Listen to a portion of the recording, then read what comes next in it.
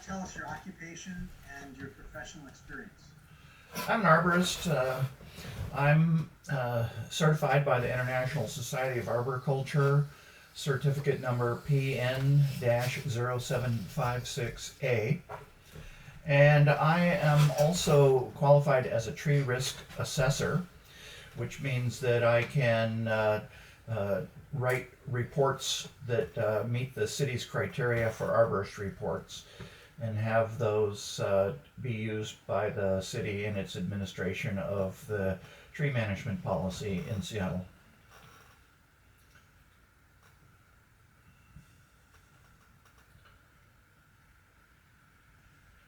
So as we scroll through my CV, you'll see that I'm a consultant, author, volunteer, and have 50 years experience in the arboriculture profession, including teaching and serving as an advocate. And I'm currently on the board of TreePac, which is a party in this appeal, and I'm also on the board of the Seattle Green Spaces Coalition.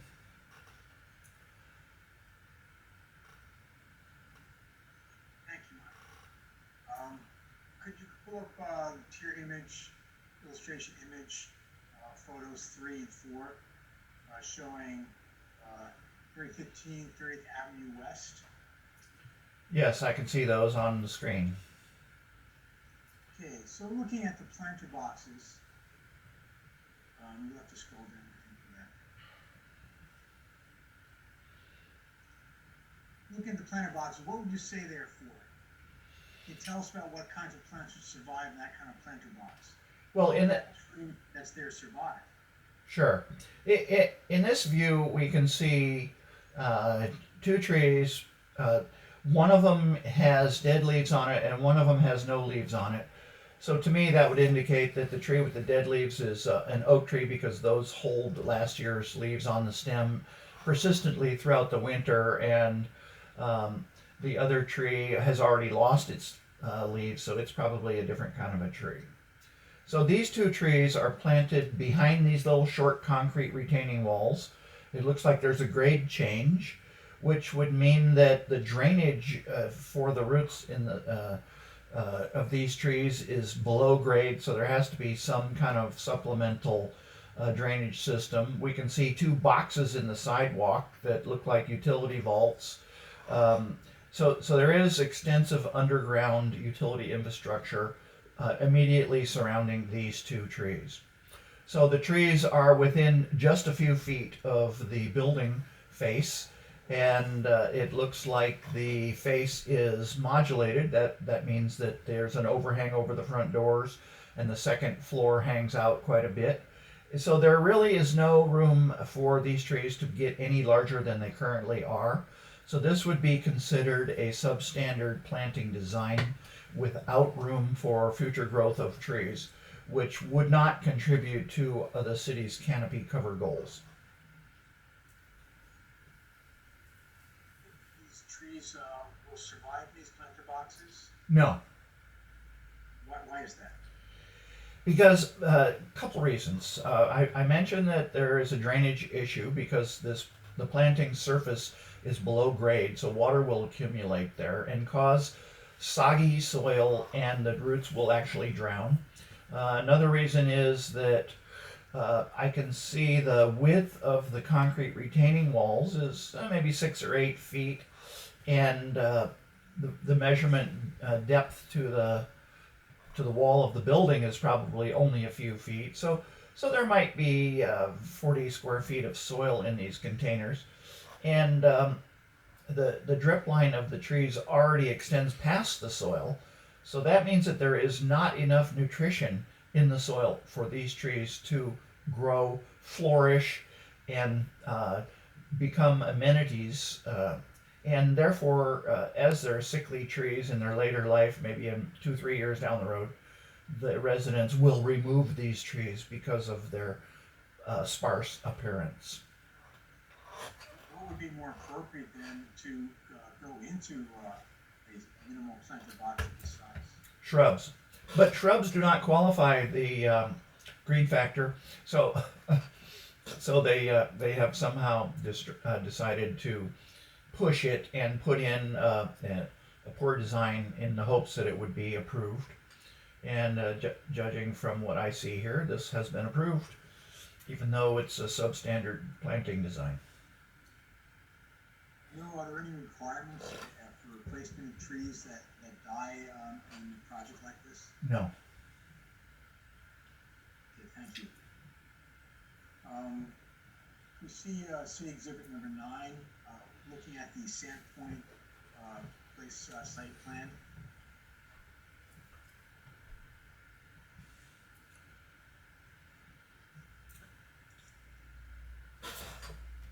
So I'm not looking at that document.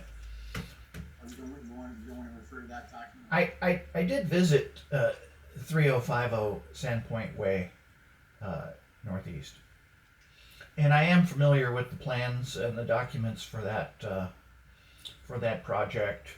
And I have several comments on that about the workability and the lack of trees there. I'm having a problem pulling up that file right now.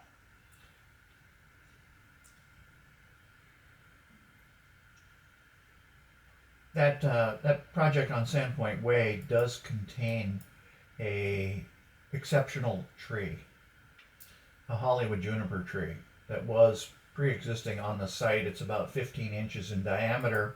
The tree is still there and it still looks healthy.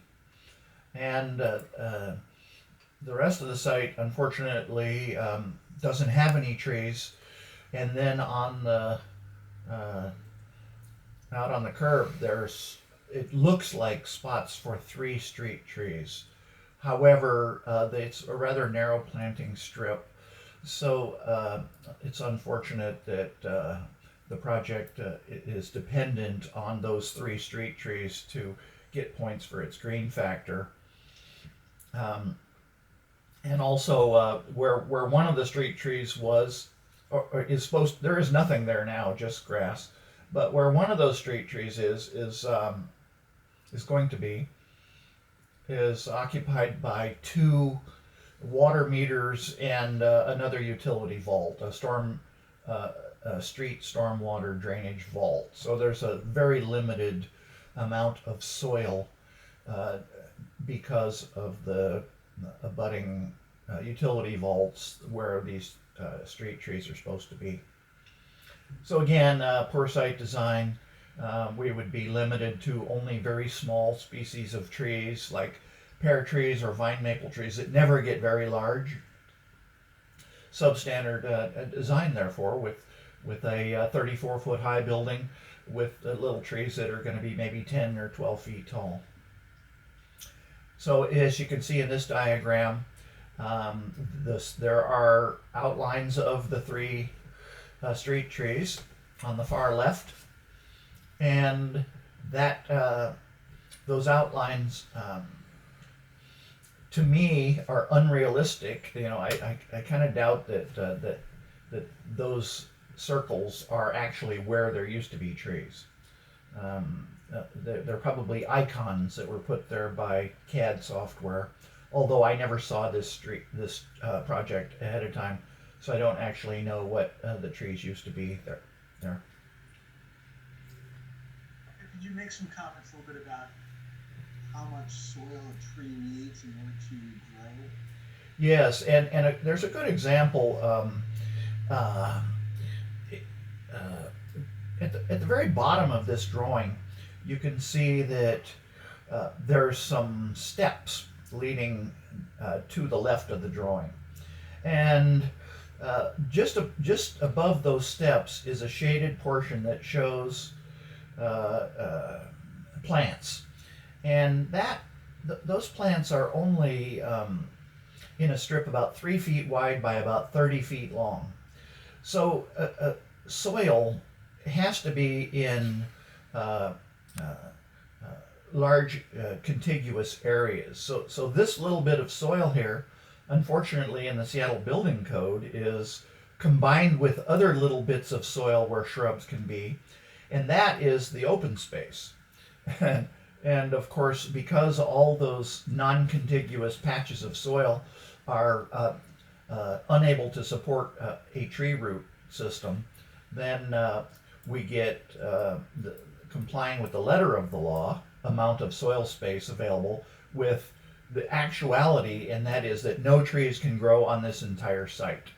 The vast majority of this site is taken up by two things: the impervious roofs and the pervious driveways, which serve as well. There is another lot. There's two lots to the right hand side here that are that have townhomes on them, but their parking and access has taken out a possibility of any trees.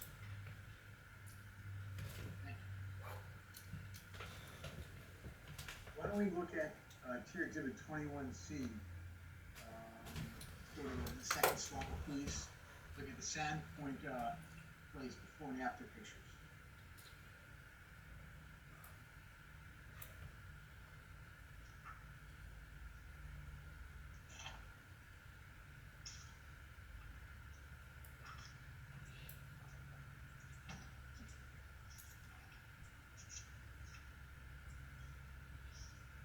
Hey, 21C is the Bertona project.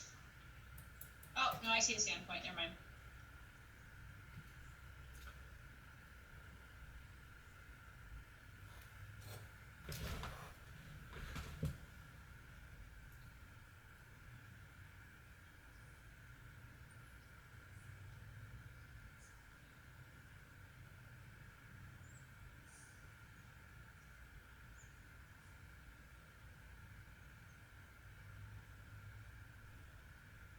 Excuse me. Can you hear me now? I can hear you. Yeah. Okay. So is this a site that you did a place that you did a site visit to? And if so, basically, what did you see in terms of the existing trees or the potential to plant new trees? There's no place to plant new trees except in the curb cut and in the curb, between the sidewalk and the curb. It's a narrow space. It's less than 5 feet wide.